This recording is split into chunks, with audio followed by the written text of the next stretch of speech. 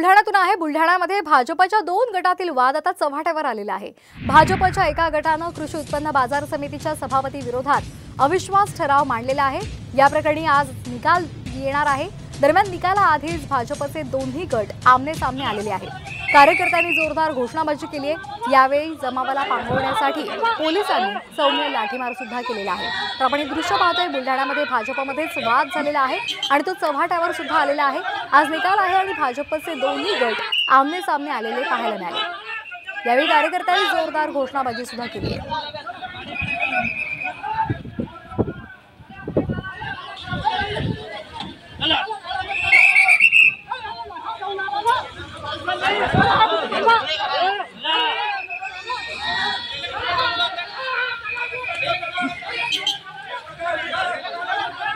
आपण हे दृश्य पाहतो। बुलढाण्यामध्ये भाजपमध्येच वाद निर्माण झालेला आहे आणि त्यामुळे भाजपचे 2 गट हे आमने-सामने आल्याचं पाहायला मिळालं। भाजपच्या एका गटानं कृषी उत्पन्न बाजार समितीच्या सभापतींविरोधात अविश्वास ठराव मांडलाय आणि या प्रकरणी आज निकाल येणार आहे।